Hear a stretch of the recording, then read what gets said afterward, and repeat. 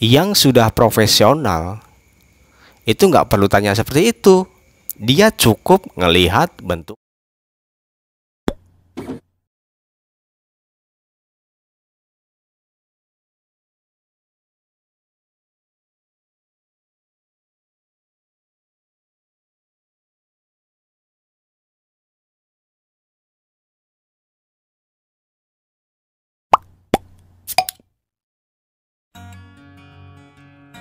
Assalamualaikum warahmatullahi wabarakatuh. Warahmatullahi mania, kicamania, sehobi, senusantara. Apa kabar kalian? Semoga sehat ya, amin.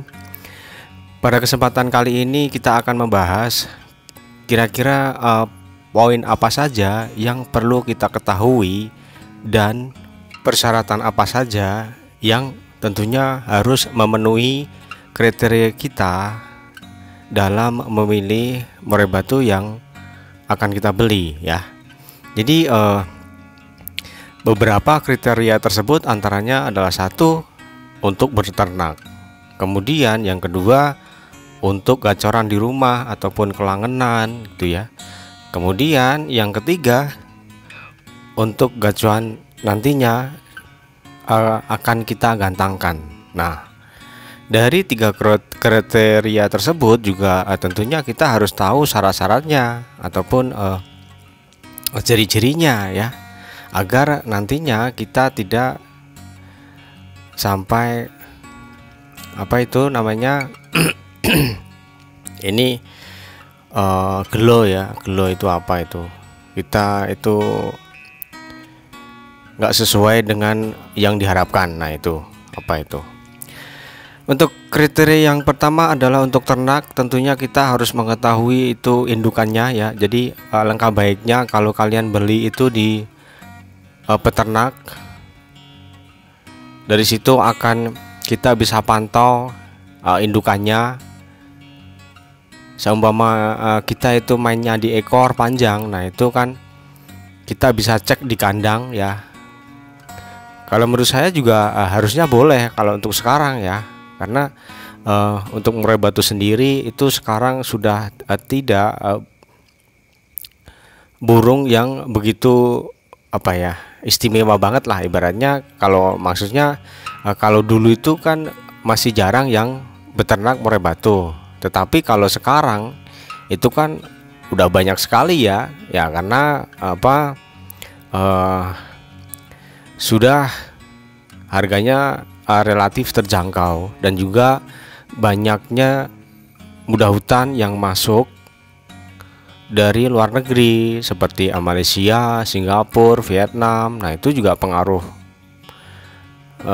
sangat berpengaruh ya bagi situasi harga di negeri kita ya. Kemudian untuk persyaratan selanjutnya adalah lebih baik itu dipasangkan ring di situ ya, karena ring sendiri adalah identitas dia yang ketika nanti setelah murai batu kita pelihara dan kita juga apa ibaratnya pengen beli lagi umpamanya, oh ini ternyata bagus gitulah ya. Jadi di situ akan tertera, biasanya dicatat oleh peternaknya ring nomor ini, nama ini itu dari indukan si ini dengan si ini. Nah di situ sudah komplit biasanya. Maka juga itu wajib kita pertimbangkan ya. Dan barangkali nantinya setelah kita ternak di situ barangkali mau dibuat lomba mungkin ya, karena ini menurut saya kan mampu gitu ya. Nah itu. Kemudian untuk kriteria yang untuk gacoran tentunya ketika kita pantau harus ya bunyilah ya minimal ya, walaupun gelondong gitulah ya. Dalam arti gacor dia itu sering bunyi, gampang bunyi di situ ya, di mungkin bisa digudain, bisa di MP3 gitu loh ya, bisa di apalagi bisa di pertemukan dengan murai batu yang lain, itu dianya juga mau bunyi. Nah di situ kan kita nggak perlu memikirkan macam-macam ya, apa ini kondisinya itu sedang kurang stamina, ataupun ini kurang birahi, atau mungkin over emosi atau kelebihan birahi. Nah itu kan kita nggak perlu seperti itu, karena ya cuman untuk gacoran di rumah gitulah ya. Ya barangkali kita itu pengen membuat suasana di rumah itu jadi indah seperti di hutan sana, hutan liar ya. Jadi ya maklum lah ya, kita itu hobinya di burung. Nah itu pengen membuat suasana di rumah itu lebih nyaman karena dengar kicauan murai batu ini kan itu ya. Kemudian untuk kriteria yang ketiga yaitu untuk gacuan yang nantinya akan kita gantangkan. Nah di sini poin yang akan kita bahas ya. Tentunya kita nggak boleh asal ataupun nggak boleh begitu saja mencari murai batu yang bagaimana, karena kita mempunyai tujuan seperti ini gitu loh ya. Beberapa hal yang harus kita ketahui mempunyai spesifikasi seperti apa. Yang pertama adalah usianya mapan ya, dalam arti 3 ataupun 4 kali ngurak lah ya. Itu biasanya murai batu itu sudah mapan dalam hal kestabilan dia itulah ya. Bedalah kalau lepas trotol itulah ya, itu mungkin pas minggu ini kita gantangkan dia jalan enak, main enak, awal kerja, tengah main, akhir juga keren. Nah itu tetapi jarang yang kita bisa prediksi di situ apakah minggu depan ketika kita gantangkan lagi dia akan jalan gitu lah ya.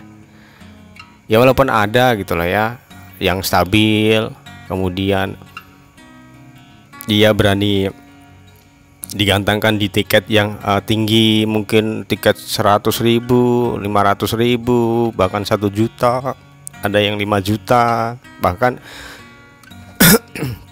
Untuk sekarang kan tiket itu nggak main-main ya, ada yang 50 juta loh di situ. Nah ini juga tantangan buat kita agar kita bisa mencetak murai batu yang nantinya ketika kita lombakan bisa menang terus.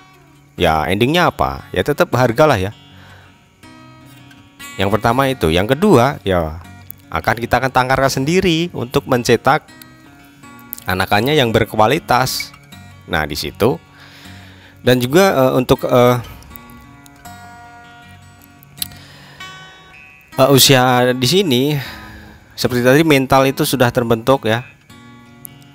Kemudian untuk masa otot dia itu sudah ada karena ya sudah dirawat sedemikian lama gitu loh ya. 3 atau 4 mabung kan ya sudah lama dari trotolan gitulah ya. Apa dia itu dari tangkaran atau dari trotol muda hutan. Nah di situ kan ototnya juga sudah ada di situ ya. Kemudian seperti saya bicarakan tadi bahwa ini stabil ketika dia itu akan datang waktu mabung di situ. Nah di situ ya beda kalau lepas trotol lah ya.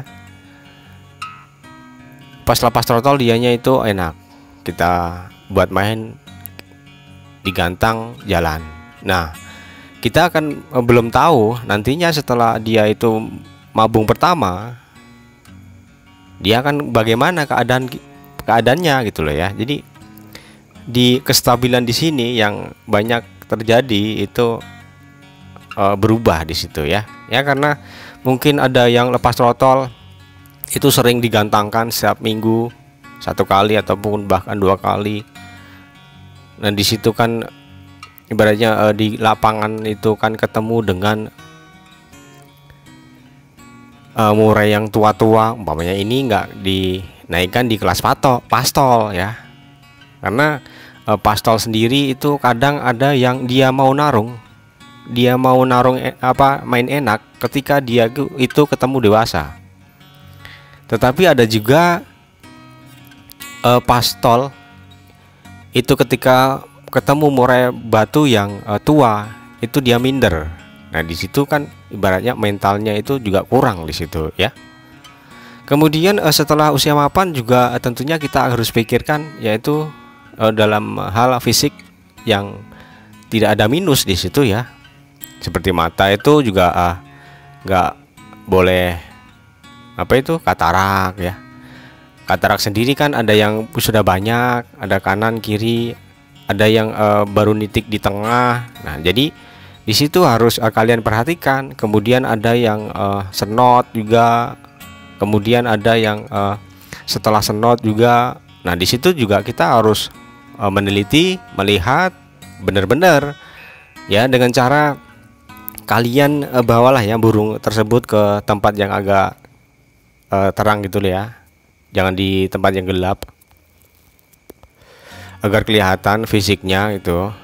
Kemudian juga yang gak kalah penting juga kuku. Kukunya jangan ada yang patah, jangan ada yang copot, karena ini akan berhubungan dengan nanti yang akan kita bahas di video ini juga gitu lah ya. Kemudian kaki juga jangan ada yang bekas patah atau bengkok. Nah itu jangan, itulah ya. Ya ibarat kita beli itu kita yang keluar uang. Nah di situ kita yang bebas milih, itulah ya. Seperti pepatah juga pembeli adalah raja. Nah di situ raja band kan ya. Kemudian yang perlu kalian perhatikan juga dengan benar-benar yaitu bulu-bulu dia, sayap dia, kemudian bulu lembut dia, bulu kecil dia, kemudian bulu tebal dia seperti sayap juga, kemudian ekor juga ini kalian perhatikan, jangan ada sampai yang nyeret gitu loh ya. Karena nyeret sendiri dalam arti kata dia itu mungkin bekas ciak bulu di situ, bahkan mungkin ada yang patah. Nah itu kan kelihatan di situ. Walaupun patah juga ada karena mungkin dia itu terlalu giras. Nah itu. Jadi kalau bisa ya kita jangan pilih murai batu yang bekas seperti itu gitu loh ya.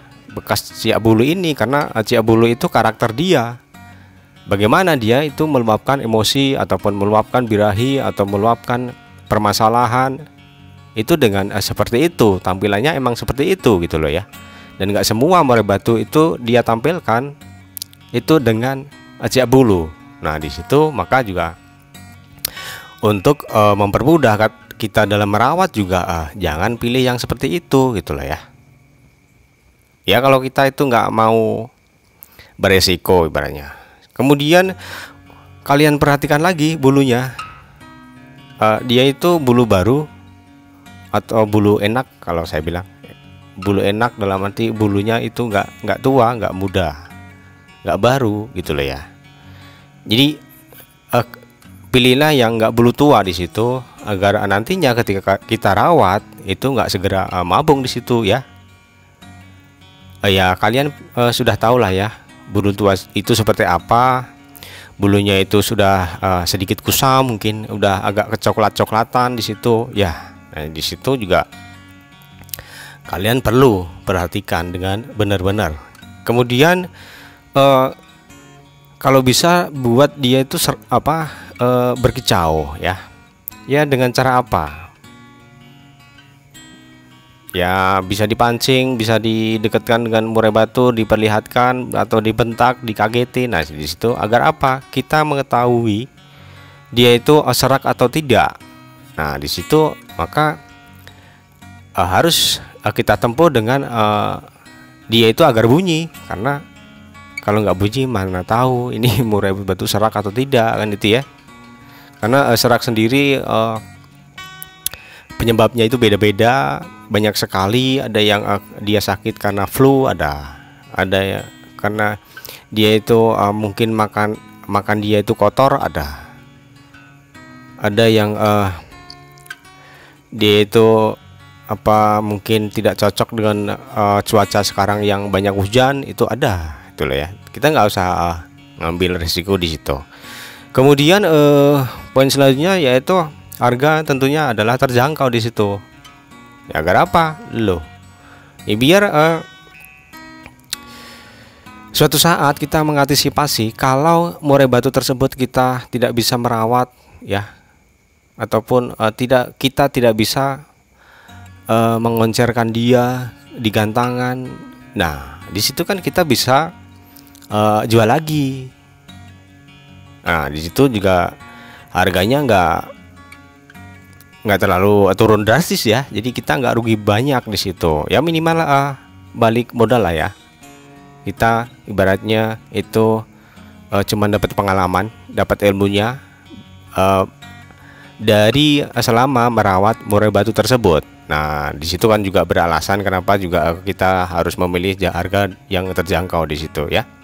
Kemudian poin selanjutnya adalah yang sering orang bilang yaitu dikaturangkan di situ ya. Ini kan berhubungan dengan fisik juga ya. Seperti apa? Matanya belok itu. Kemudian kepalanya papak. Nah, itu kotak di situ. Nah, di situ mengasumsikan bahwa murai batu ini cerdas gitu loh ya dalam menyerap lagu lain di masteran. Nah, itu juga penting karena di perlombaan itu poin penting ya.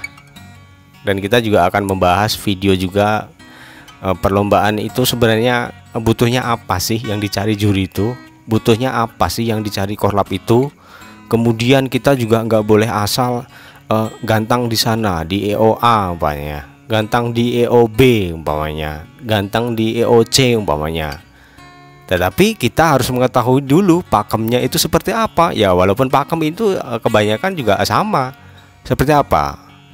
Durasi kerja, irama lagu, volume dan gaya, seperti itu. Tetapi pada faktanya itu bisa dibedakan antara EO1 dengan EO lain gitu loh ya.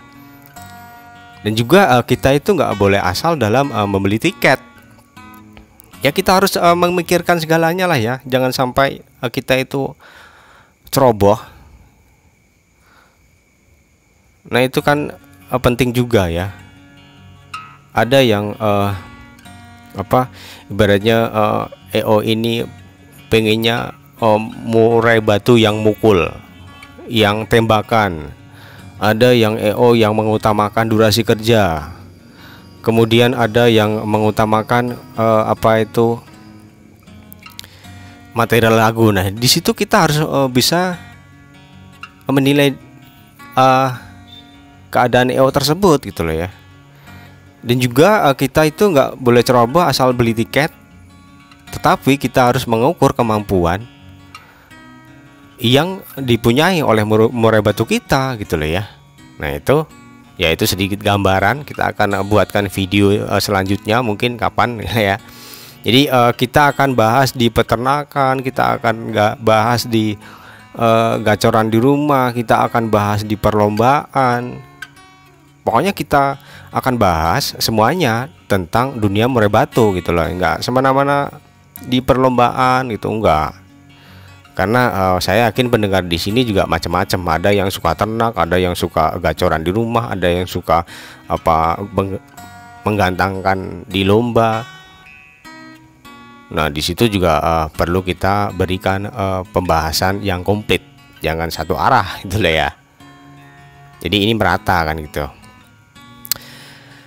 Tadi sampai kepala ya, kepala apa yang papak di situ. Kemudian ada dada yang busung, dalam arti dadanya itu menonjol ke depan ketika dia itu emosi. Nah, di sini biasanya menurut saya itu menandakan mental dia itu ada, dan kemudian mental dia itu keren, mental dia itu tinggi di situ ya, karena itu adalah wibawa dia menurut saya itu ya. Kemudian untuk paruh, nah ini kalau ada ini yang tebal, kemudian kalau ada ya celah yang bolong itu di tengah ya, paruhnya. Ini kan nilai tersendiri ya, kelebihan dia itu ya. Kemudian juga ya hidungnya tembus di situ. Nah, kemudian Perlu juga kita ketahui volumenya ini ya, sudah tadi ada bocoran di depan di awal itu. Kita kenapa harus bunyikan dia, kita pantau di situ. Jadi kita perlu mengetahui seberapa maksimal volume dia itu kalau dia lagi factor ya di situ. Kemudian poin yang penting kita ketahui yaitu respon factor dia. Nah, ini dia. Ini yang menurut saya adalah penting ya. Menurut saya paling penting ini, karena ya kita ketahui kalau murai batu tidak ada factor, ketika kita gantangkan itu jadinya apa? Plonga, plongo, loncat sana, loncat sini, ngelowo nggak karuan, naik turun. Nah, di situ maka juga kita ketahui harus ini murai batu faktornya rendah atau tinggi atau sedang. Apa tuh faktor kok ada yang sedang, tinggi, rendah? Kita akan bahas di video yang lain, jangan di sini malah nanti kepanjangan gitu ya. Kemudian mungkin kalian tidak terpikirkan dengan hal seperti ini. Kalian itu ngomong ke pemilik dia, ke pemiliknya ya, Mas, ini boleh nggak saya pindah ke sana, Mas? Nah, kemudian setelah boleh dipindah, nah itu munculkan emosi dia itu ya. Loh, ini ada tujuannya juga, biar itu ketahuan dia itu ibaratnya nyalinya itu ada di satu titik saja atau tidak itu ya. Karena seperti kita ketahui bahwa murai batu adalah hewan teritorial, yang artinya ini dia itu menguasai suatu daerah tertentu untuk melangsungkan hidup. Nah, di situ maka juga kita punya alasan itu ya. Jangan tahu-tahu dipindah, woi, aduh, ini malah nanti digebukin, dimarahin sama yang punya gitu loh ya. Jadi ini juga beralasan kenapa saya sarankan untuk pindah-pindah di situ. Kemudian yang terakhir ya, ini hal yang sangat penting bagi saya. Nggak tahu kalau menurut kalian. Nah, ini kita lihat bentuk kotoran dia. Nah, ini dia. Karena banyak suhu ataupun orang yang sudah malang melintang di dunia begantangan, di dunia murai batu ataupun di dunia perburungan ya, sama seperti seperti murai batu, kemudian cendet, kemudian kacer, kemudian cecak hijau. Nah, ini yang sudah profesional, dia itu cuman ngelihat kotoran dia. Setelah melihat kotoran dia nggak perlu itu tanya, ini jemurnya seminggu berapa kali, Mas? Ini ekstra foodingnya apa saja, Mas? Ini jemurnya berapa kali, Mas, dalam seminggu? Ini siap tempur atau tidak? Ini sedang sakit atau sehat? Nah, yang sudah profesional itu nggak perlu tanya seperti itu. Dia cukup ngelihat bentuk kotorannya. Nah, inilah ilmu yang sangat tinggi menurut saya. Nah, apakah ini juga penting? Tentunya penting sekali, itulah ya. Dan kita nggak akan bahas di sini, kita akan bahas di video lain agar tidak kepanjangan, agar kalian itu tidak bosen, agar kalian itu ya setiap ada video pengen lihat. Nah, itu ya. Oke ya, terima kasih yang sudah menyimak dari awal, tengah, akhir. Kalau menurut Anda video ini masuk akal, gampang dicerna, mudah dipahami, ya boleh subscribe lah ya, agar nggak ketinggalan video yang akan datang. Dan juga boleh aktifkan tombol lonceng notifikasinya, itulah ya. Ya, setiap video saya itu selalu bertele-tele, selalu banyak cerocosan gitulah ya. Ya, ibaratnya penyimak video di sini kan nggak semuanya suhu, nggak semuanya itu pintar di murai batu. Ada yang baru pertama main di murai batu. Nah, di situ maka juga inti dari cara saya menyampaikan itu adalah agar semuanya dapat dicerna, dipahami, dan harus masuk akal. Nah, itu sebenarnya apa yang saya inginkan, biar masuk akal gitu loh ya. Ya bayangkan saja saya ada penjelasan seperti ini, murai batu over emosi. Obatnya adalah jangan dikasih jembur, kemudian ekstra puding dikasih kroto, kemudian stop pengumbaran, kemudian stop pengrodongan, kemudian rajin embun. Nah, kalau cuman seperti itu, apakah kalian tahu fungsi ataupun bagaimana sih pengembunan itu prosesnya seperti apa? Dalam pengembunan itu ada apa saja? Kemudian stop jemurnya. Jemur itu apa?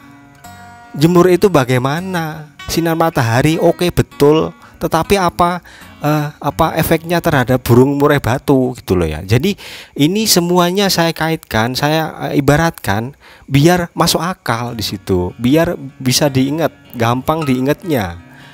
Dan yang bagi maaf mungkin baru main-main di murai batu itu bisa menyerap pembahasan ini, bisa dimengerti gitu loh ya teman-teman ya.